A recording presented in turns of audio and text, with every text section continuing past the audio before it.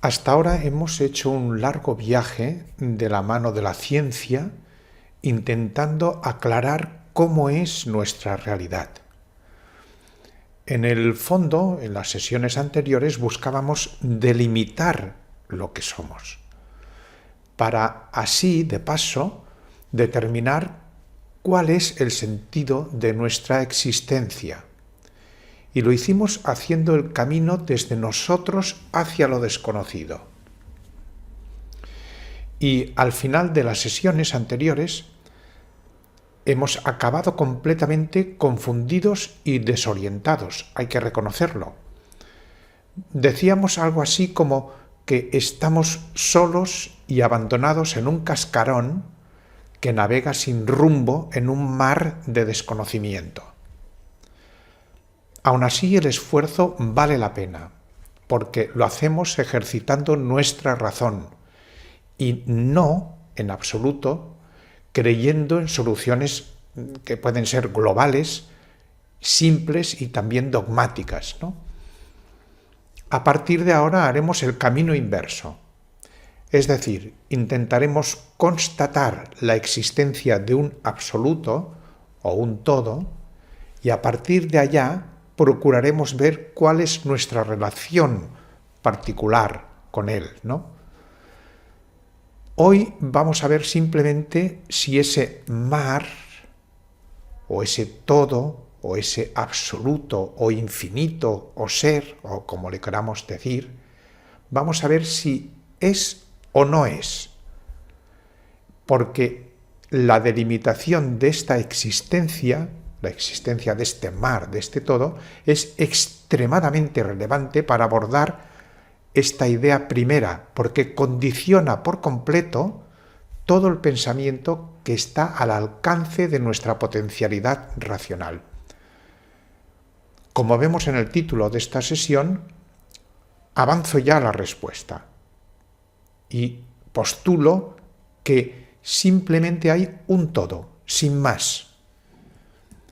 Abordamos esta incógnita que es la incógnita de todas las incógnitas, no hay nada superior a ella, argumentando hasta allí donde nos permite nuestra razón. Y para entenderlo un poco mejor, echaremos mano de estas 4 imágenes que nos ayudarán a entender un poco esta idea de absoluto, de todo, y sobre todo la relación que nosotros tenemos con él.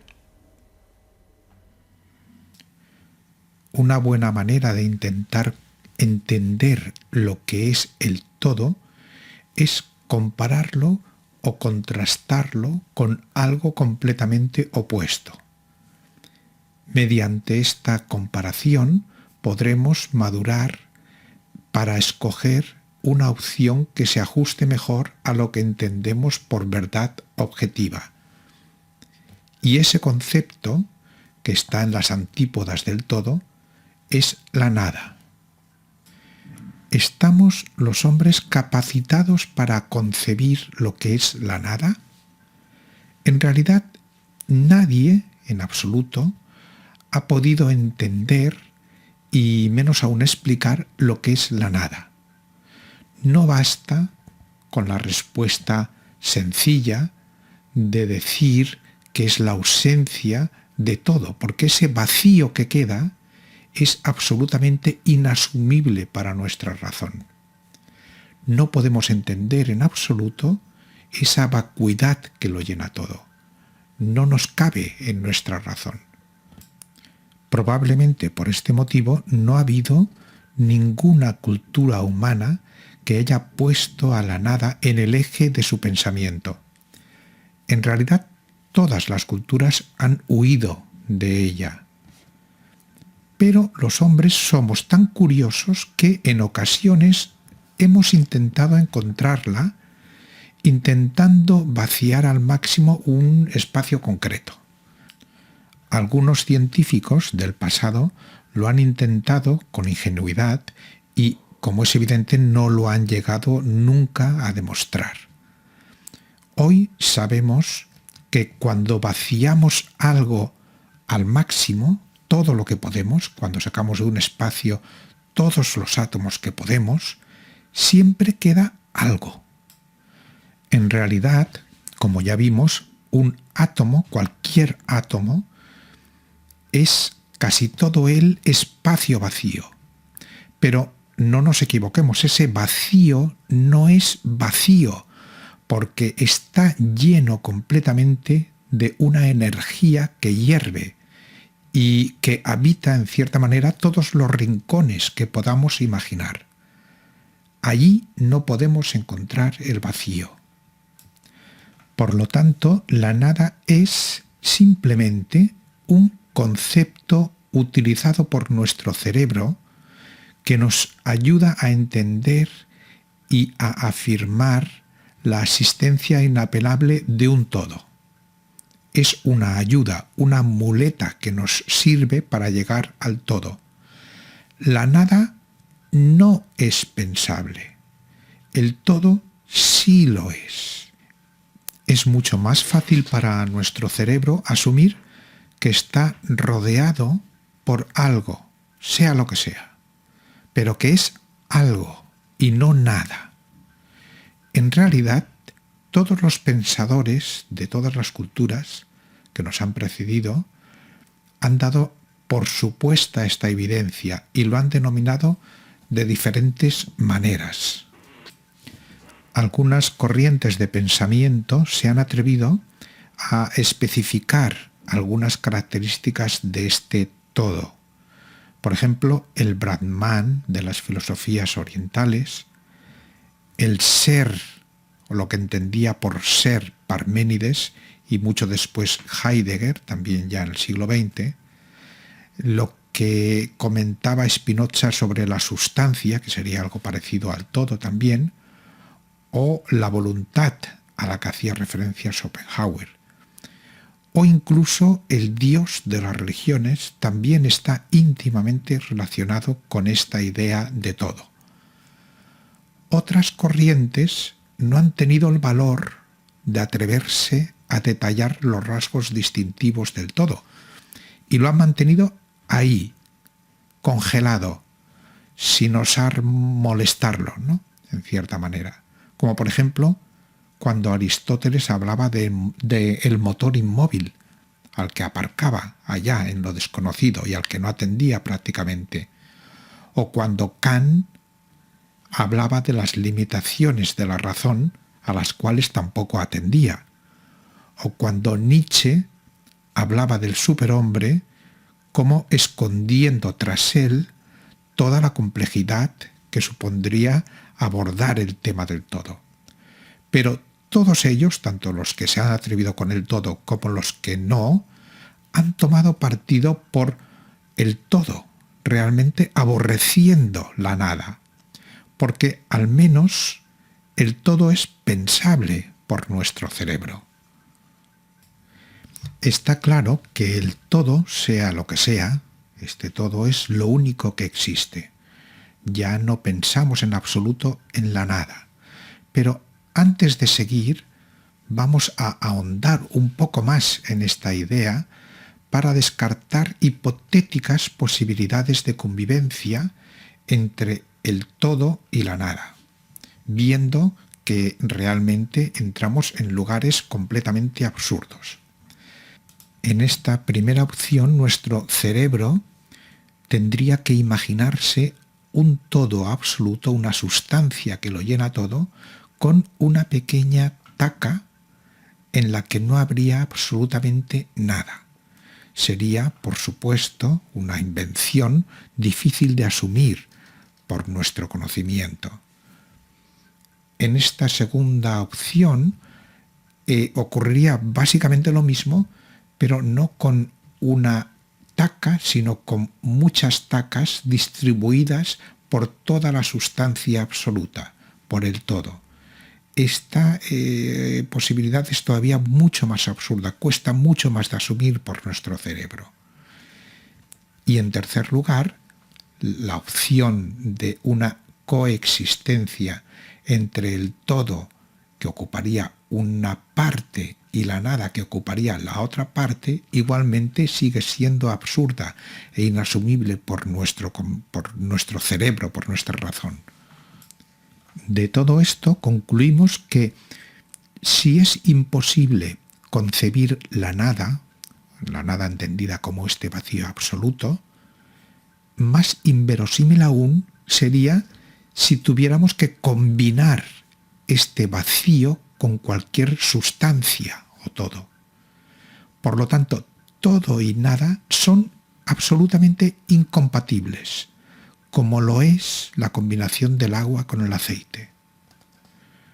Nuestro conocimiento racional no puede asumir ninguna de estas tres posibilidades y se ve, por lo tanto, abocado a abandonarse en el todo.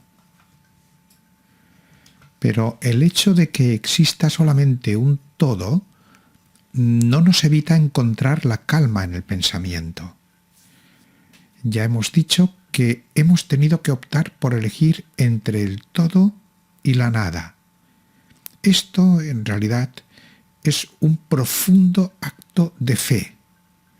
Es, yo creo, que la mayor apuesta que la razón de un ser humano puede hacer. Después de esta lección nos encontramos inmersos únicamente en el todo, al que en cierta manera tenemos que intentar concebir o explicar con nuestros limitados recursos intelectuales. Nos encontramos así solos ante este gran problema, ante el todo. Esto supone el desafío más importante para el conocimiento del hombre.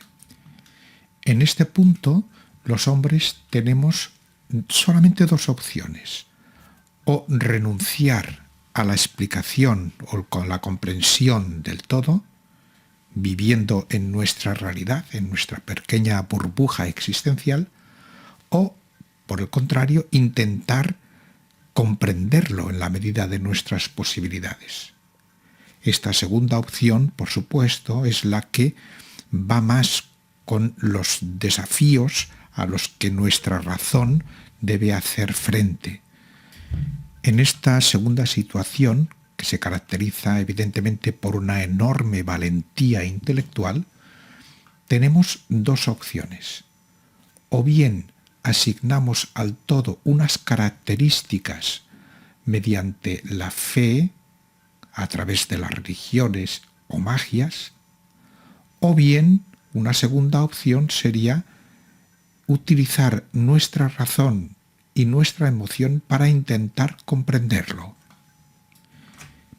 En el primer caso, divinizamos el todo, le asignamos unas características mágicas, religiosas, en muchas ocasiones atribuyéndole características propiamente humanas. Esto lo han hecho casi todas o todas las religiones a lo largo de la historia. De esa manera solucionamos el problema del todo, le damos un significado e indirectamente nos damos también a nosotros un significado dentro de este todo.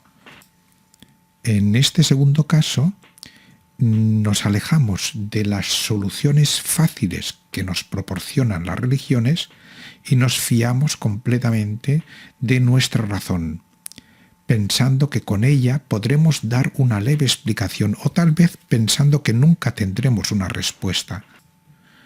Ha habido muchos pensadores a lo largo de la historia que han optado por esta segunda posibilidad, fomentando el uso de la razón y también de la emoción para intentar darnos otra visión de lo que es el todo, incluso sabiendo que tal vez no podamos llegar nunca a saber qué hay detrás de esta idea. Sobre todo esto hablaremos en profundidad en las próximas sesiones. Acabamos de identificar, sin duda, el gran enigma para la inteligencia humana. El gran enigma que es precisamente el todo, el absoluto, el ser, o como le queramos llamar, y también nuestra íntima relación con él. Para nosotros no hay ningún otro problema que supere al problema del todo, porque, en primer lugar, está por encima de nuestro universo y también está por encima de todos los hipotéticos universos de universos que pueda haber, como hemos postulado en las sesiones anteriores. Y por otro lado también porque está por debajo del mundo cuántico, está por debajo de la distancia de un átomo, de la distancia de Planck, o incluso, si los hubiera, de los componentes de las cuerdas, que sería lo más pequeño que se ha postulado hasta ahora. Cualquier imaginación humana, incluido lo de mayor dimensión, como podría ser Dios, lo que imaginamos como Dios, que sería como lo más grande, todo eso quedaría reducido a la insignificancia en comparación con el absoluto, el ser o el todo. Por otro lado, los hombres formamos parte de una especie de bocadillo, situados entre lo grande y lo pequeño. Estaríamos en medio, porque fuera del bocadillo, es decir, fuera de lo que sería nuestra realidad, aquello que conocemos, todo sigue sin que sepamos cómo, no sabemos qué hay detrás de este enorme y gigantesco bocadillo. El todo se diluye en el infinito y de paso diluye también la aparente seguridad de este entorno en el que estamos, de este bocadillo del que hablábamos y que nos contiene. Y también, como es evidente, diluye la existencia del hombre, nuestro sentido más profundo.